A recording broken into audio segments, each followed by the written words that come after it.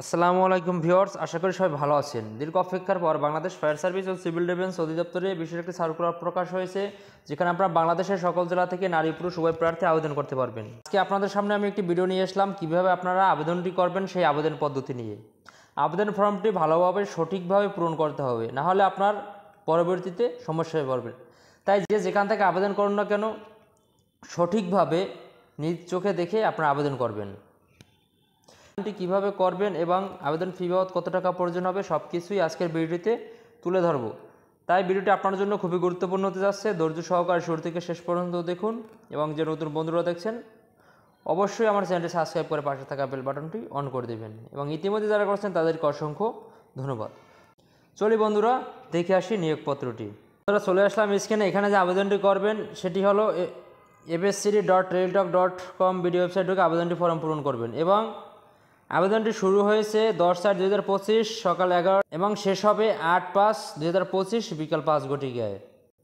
এবং আবেদন ফি বাবদ যে টাকাটি প্রয়োজন হবে এবং SMS এর মাধ্যমে যে পেমেন্টটি করবেন সেটি হলো fscd.user id/16322 নাম্বার সেন্ড করবেন। তারপর SMS দেবেন fscd/yes pin number /16322 number send করেন। তারপর আপনাকে একটি ইউজার আইডি এবং একটি পাসওয়ার্ড দেওয়া হবে এবং পরবর্তীতে আপনাকে নাম্বার দিয়ে আবেদন করবেন, সেখানে আপনাকে কত তারিখ মাঠ হবে আপনাকে SMS এর মাধ্যমে জানানো হবে এবং অ্যাডমিট কার্ডটি ওই SMS এর মাধ্যমে আপনাকে দেওয়া হবে।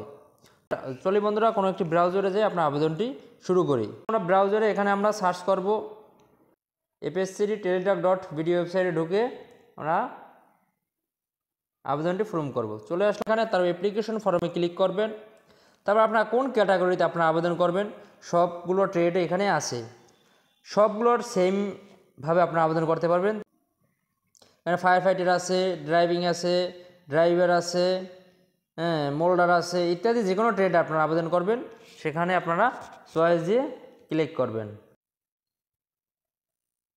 তারপর নেক্সটে ক্লিক করবেন। নেক্সটে ক্লিক করার পর এরকম একটি ইন্টারফেস আসবে। আপনার নাম দেবেন, তারপর আপনার ফাদার নেমস, আপনার মাদার নেমস, তারপর আপনার জন্ম তারিখ ডেট অফ বার্থ যেটা সেটি এখানে দিবেন। তারপরে যদি আপনার কোনো কোঠা থাকে তাহলে আপনার কোঠায় আপনি এখানে যে কোঠা যদি থাকে তাহলে আপনি এখানে কোঠা দিবেন, যদি না থাকে তাহলে এখানে নো দিবেন। যদি আপনার প্রতিবন্ধী কোনো কোঠা থাকে তাহলে এখানে ইয়েস দেবেন, যদি না থাকে তাহলে আপনি এখানে নো দিবেন। তারপর আপনাকে জেন্ডার মেল যদি ছেলে হন তাহলে মেল, যদি মেয়ে হন তাহলে ফিমেল দিবেন।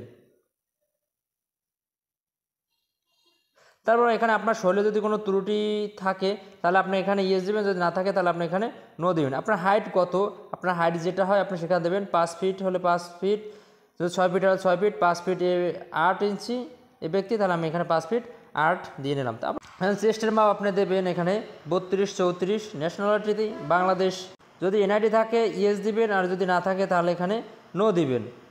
স্ট্যাটাস সিঙ্গেল দিবেন।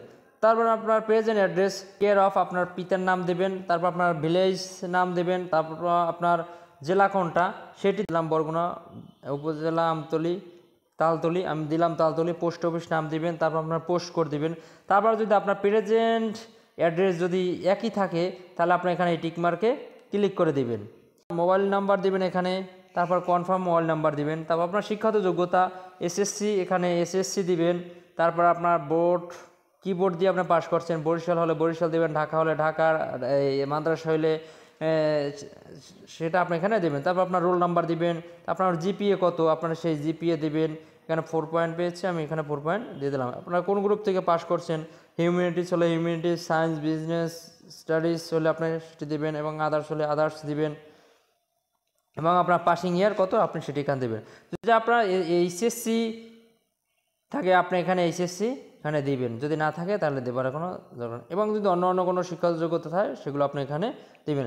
তারপর শেষ স্টেপ হলো আপনার এখানে যেই কোডটি আছে সেই কোডটি আপনি এখানে দেবেন। কোডটি উঠাবার পর এখানে টিকমার্ক দিয়ে আপনি এখানে নেক্সটে ক্লিক করবেন।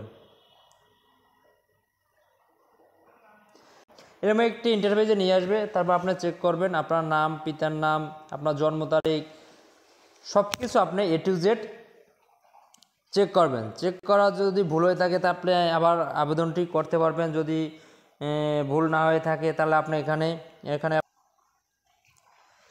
ফটোটি 300x300 করে নিয়ে এখানে আপলোড দেবেন এবং সিগনেচারটাও আপনি 300x80 করে নিয়ে আপনি করে নেবেন। সাইজ অনুযায়ী করে রাখলে আপনাকে এখানে আপলোড করতে সুবিধা হবে। এবং এখানে আবার একবার ভালোভাবে দেখবেন, চূড়ান্তভাবে দেখে নেবেন। যদি আবেদনটি ভুল হয়ে থাকে আপনারা আবার সংশোধন করতে পারবেন, কিন্তু এখন যদি সাবমিট করে ফেলান তাহলে পরবর্তীতে ভুল হলে আর পারবেন না। দেখে নেবেন, যদি ভুল হয়ে থাকে তাহলে আপনারা সংশোধন করে নেবেন। পরে এখানে টিক মার্কে দিয়ে সাবমিট অপশনে ক্লিক করবেন। ক্লিক করার পূর্বে এরকম একটি ইন্টারফেস আসবে, এখান থেকে আপনারা পিডিএফটি ডাউনলোড করে নিজের ফোনে রেখে দিবেন। এবং যদি কেউ সঠিকভাবে আবেদন করতে চান এবং আমার থেকে যদি কেউ আবেদন করতে চান, স্ক্রিনে দেওয়া এই নাম্বারে আমার সাথে যোগাযোগ করবেন, আমি আপনাদেরকে আবেদন করে দেবো। বন্ধুরা, এই ছিল আজকের ভিডিওটি যদি ভালো লাগে অবশ্যই আমার চ্যানেলটি সাবস্ক্রাইব করে পাশে থাকা বেল বাটনটি অন করে দেবেন এবং ইতিমধ্যে যারা করছেন তাদেরকে অসংখ্য ধন্যবাদ। সবাই ভালো থাকুন, সুস্থ থাকুন, পরবর্তী সার্কুলারের জন্য অপেক্ষা